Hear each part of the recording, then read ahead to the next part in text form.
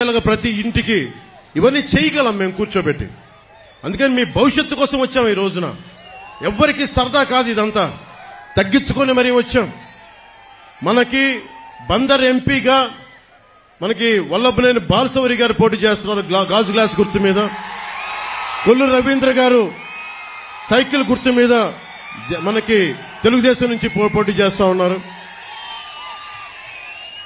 జగన్కి ఏదైనా మాట్లాడితే మండదా అని మాట్లాడతారు. జగన్ నీకు ఎందుకు మండదు మేము చెప్తాం. నీకు జగన్కి రాయేసినందుకు చాలా మండిందంట.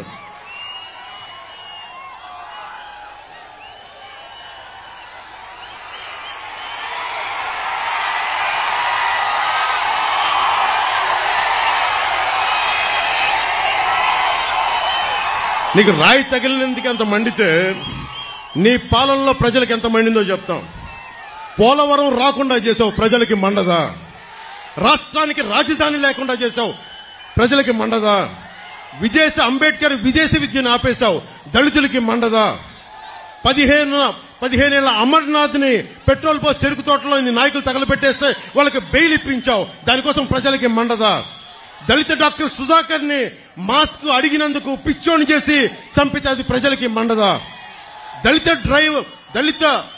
మనకి డ్రైవర్ ని చంపేసి డోర్ డెలివరీ చేస్తే దళితులకి మండదా? ప్రజలకి మండదా? 30,000 మంది మహిళలు అదృశ్యమైతే ప్రజలకి మండదా? అంగన్వాడీ టీచర్లని కాల్తో తొక్కిస్తే ప్రజలకి మండదా? ఆశా వర్కర్లని అరెస్టులు చేయిస్తే ప్రజలకి మండదా? నిరంకుశతో నీ పాలన చూస్తే ప్రజలకి మండదా? అందుకే చెప్తున్నాం, కడుపు మండి ఉన్నారు జనం. ఈ రోజున అన్ని సర్వేలు దాదాపు 11 నుంచి 13 సర్వేలు మన ఎన్డీఏ కూటమి తెలుగుదేశం, జనసేన, భారతీయ జనతా పార్టీ 20 నుంచి 23 పార్లమెంట్లు మనం గెలుస్తున్నాం. జగన్ కి మనం అడుగుతా ఉన్నాడు, వై నాట్ 175, వై నాట్ 175 అంటున్నాడు. బందర్ నుంచి చెప్తున్నాం, వై నాట్ 15? 150కి వచ్చిన ఒక్కటి కొడితే 15 చాలు జగన్ కి. 15 చాలు జగన్ కి. మీరు ఆలోచించండి మీ భవిష్యత్తు కోసం. కులాలకి దాటి జగన్ కులాలను లేపుతాడు. చంద్రబాబు గారి సామాజిక వర్గం చేత తిట్టిస్తాడు, నన్నేమో నా సామాజిక వర్గం చేత తిట్టిస్తాడు. ప్రతి ఒక్కరిని వారి కులాల చేత తిట్టిస్తాడు.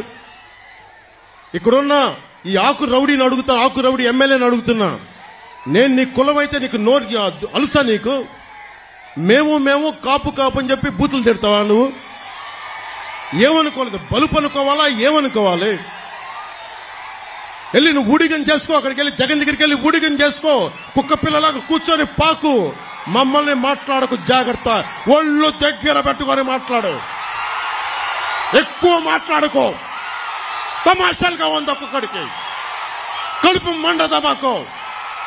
మర్యాదగా మాట్లాడతాం, మర్యాద ఇస్తాం, మర్యాద నిలబెట్టుకో. పిచ్చి వాగుళ్ళు వాక్కండి ఒక్కొక్కళ్ళు. మా కసులు లేక కాదు, ప్రజాస్వామ్య విధానాన్ని గౌరవిస్తాం. దాన్ని దృష్టిలో పెట్టుకొని మాట్లాడండి. నోరు ఇష్టం వచ్చినట్టుగా పడేయకండి.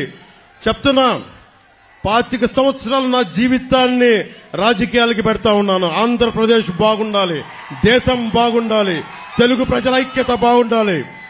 మీరు మాతో గొడవ పెట్టుకోవడం అంటే నీ బిడ్డలతో సహా 25 సంవత్సరాలు నేను చచ్చే వరకు నాతో గొడవ పెట్టుకోవడం గుర్తుపెట్టుకో. చాలా సహనం మాకు, చాలా సహనం. చంద్రబాబు గారు నిజంగా చెప్తున్నాను, ఆయన కక్ష పూర్తి ధోరణి ఉంటే పెద్దిరెడ్డి రామచంద్రారెడ్డి అనే వ్యక్తి వచ్చేవాడు కాదు. ఎప్పుడు ఆయన చేసిన అక్రమ కేసులు ఎప్పుడో లోపల పెట్టించేవారు. ఆయన పెద్ద మనసు వదిలేశారు ఆయన. అలాగే చెప్తా ఉన్నాను, ఈ రోజున పెద్దిరెడ్డి రామచంద్రారెడ్డి గారు కానీ, మిథున్ రెడ్డి గారు కానీ వాళ్ళకంట కూర్చోబెట్టి వాళ్ళ ఏరియాలో ఎవరు రాకూడదంటారు. వాళ్ళ నియోజకవర్గాల్లో ఎవరు వచ్చినా వాళ్ళు ఊరుకోరంటారు. వాళ్ళు వచ్చి రాష్ట్రం అంతా కెలకొచ్చే మీరందరూ రాష్ట్రంలో పిఠాపురం దగ్గర నుంచి బందర్ దగ్గర నుంచి అన్ని మానవ వనరులు, అన్ని సహజ వనరుల్లో మీరు ఏళ్లు పెట్టండి.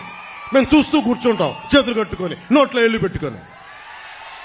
చూపిస్తాం మీకు భవిష్యత్తులో మీకు ఎలా ఉంటుందో. మీకు అన్యాయం మీద తిరగబడితే ఎలా ఉంటుందో మీకు చూపిస్తాం. మీకు ముఖ్యంగా యువతకి చెప్తున్నాను, మీరు కులాలని దాటి రండి, జిల్లాల్ని దాటి రండి, ప్రాంతాలని దాటి రండి. చంద్రబాబు గారికి ఒకటే చెప్పాం, మీరు కుల గణాంకాలు తీస్తా ఉన్నారు సార్. మనం అందరం కుల గణాంకాలతో పాటు స్కిల్ డెవలప్మెంట్ గణాంకాలు తీయాలి. ఇంతమంది యువతున్నారు, మీరున్నారు ఇక్కడ, 2000 చూపిస్తా ఉన్నారు, పిడికిలు చూపిస్తా ఉన్నారు. ఇంతమంది యువతున్నారు, మేడల పైన మిద్దెల పైన ఆడపడుచులు అంతమంది ఉన్నారు.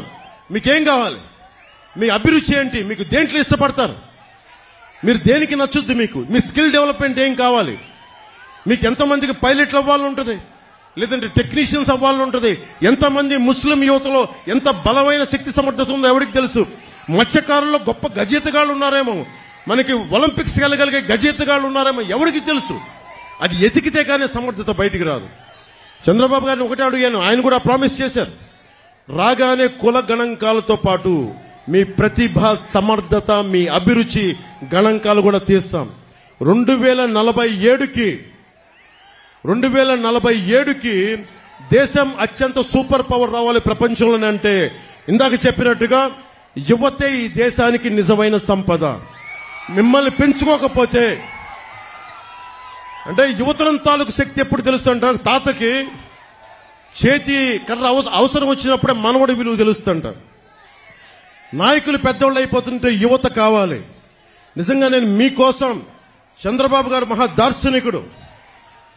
ఈ మధ్య నేను ప్రతిసారి మాదాపూర్కి వెళ్తున్నప్పుడు, నేను లేట్ 99లో చూస్తున్నప్పుడు ఆయన 2020 విజన్ కి ఎలా జరుగుద్ది, ఏం జరుగుద్ది అని అనుకునేవాడిని. ఈ రోజును చూస్తూ ఉంటే లక్షలాది మందికి ఉద్యోగాలు. ఒక్కడి విజనరీ, ఒక్క విజన్, ఒక్కరి దార్శనికత. ఏం కావాలి? ఆయన నిజంగా డబ్బే సంపాదించాలంటే కూర్చోబెట్టి దాంట్లో నా 100 ఎకరాలు 200 ఎకరాలు తీసుకోవచ్చు కదా. ఆయన ఏ రోజు అవి చేయలే. ఆయన చేసిందల్లా చాలా సంపద సృష్టించాడు. సంపద సృష్టించడం చాలా కష్టమైన పని. దానాలు ధర్మాలు చేయడం ఈజీ. నేనే కౌలు రైతులకి అన్ని కోట్ల రూపాయలు ఇచ్చానంటే నాకు సంపదని సంపాదించే శక్తి ఉంది చిరంజీవి గారి దయ వల్ల. ఆయన ఒక స్కిల్ డెవలప్మెంట్ నాకు ఇస్తే ఆ సంపదను సంపాదించి కౌలు రైతులకి పెట్టగలిగాను. నేనే ఇన్ని కోట్లు సంపాదించి కౌలు రైతులకి ఇస్తే ఇంతమంది యువతకి స్కిల్ డెవలప్మెంట్ కి రేపొద్దున మన ఎన్డీఏ ప్రభుత్వం ఆయన అనుభవంతో కనుక వస్తే ఎంతమంది చేయగలరు? ఇందాక చంద్రబాబు గారు నేను కారులో మాట్లాడుకుంటుంటే కార్పొరేట్ సోషల్ రెస్పాన్సిబిలిటీతో పాటు నిజంగా డబ్బు సంపాదించిన ప్రతి ఒక్కళ్ళు టాప్ 10 పీపుల్ 10% మంది అట్టడుగు వర్గాల్లో ఉన్న 30% నిజంగా సంపద క్రియేట్ చేయగలిగితే, వారిని చేయి నడిపించి తీసుకెళ్తే ఎంత అద్భుతంగా ఉంటుంది. ప్రధానమంత్రి మోదీ గారు అదే కోరుకుంటా ఉన్నారు. అట్టడుగు స్థాయిలో ఉన్న పేదరికులు ఉన్న వాళ్ళకి సంపదన పనులు చేయాలని, సంపాదన ఇవ్వాలి, వాళ్ళకి సంపాదన పనులు చేయాలని. ఆ దిశగా మేము అడుగులు ఇస్తున్నాం. ఆ దిశగా మేము ముందుకెళ్తున్నాం.